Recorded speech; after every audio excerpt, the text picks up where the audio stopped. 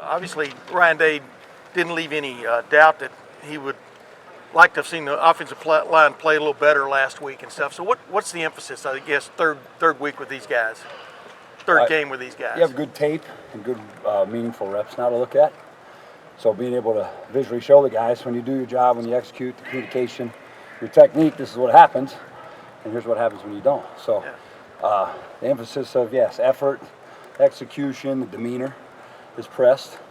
But those fine details, like we can never get away from them, but you can't have the guys being paralysis by analysis. So now there's good tape to look at and say, all right, here's how we got to execute it. Here's the intensity, here's the demeanor. Maybe that's something you get in a scout look or something changes on Saturday. Yeah. And you get that week 1 to week 2 because what are you really game planning? You got 10, 12 games from the year before and then maybe 1 or none here too. Yeah. So we've got to do a good job as coaches, and I got to do a good job of giving them the right amount of information, the right amount of stuff to put in a briefcase to take the work, and then letting them go play fast. So that's what we've been really pushing them on. How have you felt they've done overall the first 2 weeks? Just your evaluation of the line? We do some things really well. I thought, communication, protection, when we know where we're going and what we're doing on the same page, it's been good. And then same deal, maybe you get into a long drive or maybe early on something doesn't go well, you're behind the sticks.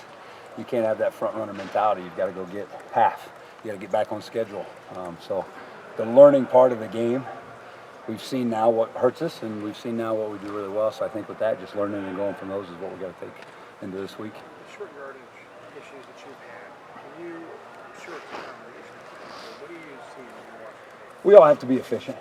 I mean, up front, you look at it, there's 5 guys. So everyone's at the POA because there's no people in the box, there's no people down. So we've got to help each other out that way. And then as you build on, do we have 1 tight end or 2 tight ends? Or then do we have a good read at the back? So I think it's just the cohesive effort of the run unit on that page or on that play. We've got to be efficient and help each other and not be a one or twosie, because the more people you add to the box, the lesser room for error you have. And so that's where we've got to be more complementary there as a whole. But really that just starts with us up front, moving our guy, giving the back a chance to press, giving the quarterback a chance to read something a little better, and just executing better. How confident do you feel right now that the 5 guys you have out there are there for the right 5? Well, it's still week by week. But yeah, those guys have been grooving and playing together. You got guys from the back. You got Vic, you got Tegra, you got, Enix coming along. So those guys are getting meaningful reps in practice. It's just a matter of, if you want to overtake the guy, then you got to be the guy. If you're the guy and you want to keep it, you got to press. So I would say from, Monday through Friday deal, we come out and, you're going to err on a Wednesday practice and a third down look you haven't had. You're going to have some of those. But pressing all the way through the week, we've had that. We've just got to carry that into the game and bear a little more fruit and more consistently by relying on what we've done during the week, because those guys are pressing and pushing each other. When you get all the way to the end of the week, like you probably saw my fat out of shape butt on the bikes with them. Like there's no lack of want to, demeanor, or grit that way. We just got to execute better. So if there's a word this week, is it more consistency? Is it more aggression? What's We've been saying violent. Violent, yeah. I've been putting that in our just in our demeanor and our stuff. And like, you want to really be a tough guy, then be a tough guy all the time. Yeah. And so we've got to play more violent. We can't be lines on a page. We're not making a ton of mental mistakes, which is a positive. We've got too many POAs and point of attack mistakes that we've got to go with, and you can solve that through aggression and violence by me being a line on a page. If I'm the tackle and the playbook page says block the 3 technique, that's not how you block the 3 technique. You have the 3 technique and you got to go frickin' block the 3 technique. And so if there's any with an emphasis that, it's been that of like, let's be violent in executing our job, because we're pretty good at communicating knowing where we're supposed to go. And I was going to say, you've got video probably of y'all doing it right too, right? I mean, several series, et cetera. I mean, do you play those up more than anything? Yeah, it's the roller coaster ride. Yeah. You show the really good. You show the execution of whether it be protection, whether it be a run play. You look last week, we were on the first play of the game, we roll out the ball, they bring a pressure. Yeah. They add a 6-man to the box. We had it up and we go for 9. We're an arm tackle away for opening the game going whatever it was, 70, 75. Yeah. The next play, we make the right call. We're a line on the page and we get a holding call. Yeah. That was another run that negated a 6-8 yard run. So that's what I'm saying. Like, we get to the right people, but what's your demeanor and how you're getting it? That's what we got to execute and clean up. So you're using the word violent there. So in those short yardage situations, is it the execution or just a lack of push because of the lack of violence? Well, as I say, we're on the right people. We got to block those people better. We got to be on them better. And then when we do it, we got to make the right cut. if all 5 of those guys do it, then whoever's adding to the box to get it's got to do it. Or, so that's what. So we've got to help each other because just numerically, if we have 5 blockers and they have 5 defenders, then it's man on man. That doesn't happen in a game of football. So how do you equate numbers? You're going to leave the widest. You're going to trade shift and motion or run away from the widest so that you're giving the back that one guy for a yard or 2 yards. You add more people to it, then you can block those 7, but there's an 8th guy there because you're not reading, you're not throwing off of the guy. And so the more you equate to it, you have to be efficient that way. And then just, everything that goes into it, the new clock, the number of plays, there's a bunch of different factors going there. So what's that mean for us? We bite back to what we go. If I have that 3 technique, I got to kick that 3 technique's butt. Okay? So. Just How much of that is just my overall mindset? Yeah, but probably a lot. You can grade the play a bunch of different ways. Like, I got an S, I did my job. I got an S, I got to my job, but was there a high effort or execution or a critical point that you got to? So emphasizing those and, like I said, being able to teach off of those. And the next time that shows, like that's a matchup game or that's you versus me and we're both the same, how am I making that block versus not making that block? It's got to be that violent, that execution, whatever that may be.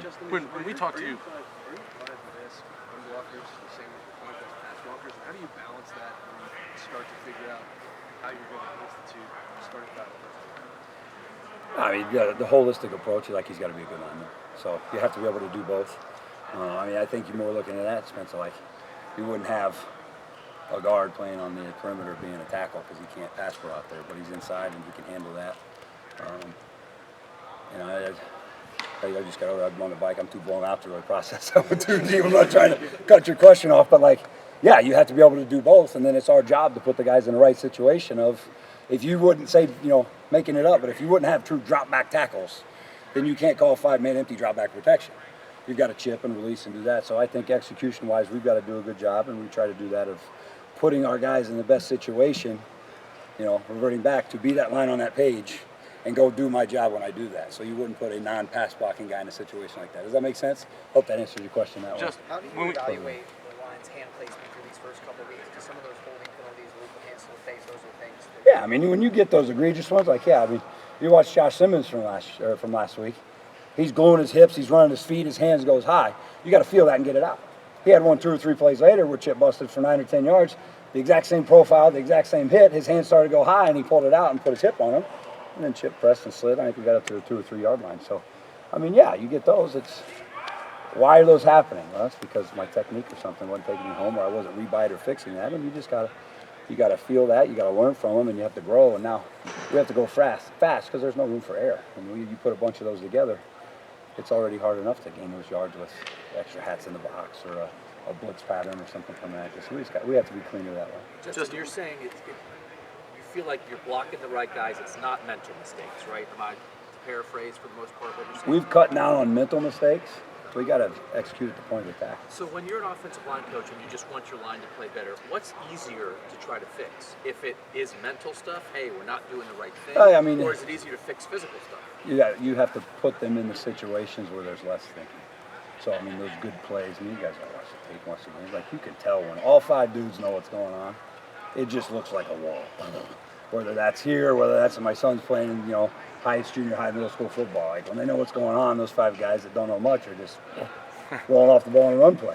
If you're protecting the right guys, you're able to do that and play fast. The more you put on their plate or the more you put in their backpack, they're carrying more. They can't play as fast. So that's our job as coaches, saying, how do we schematically put them in the right situations to go, give them those reps, and then how do you intensify those reps or quantify those reps in a scout team versus a good-on-good period, and we just have to keep pressing and coaching that.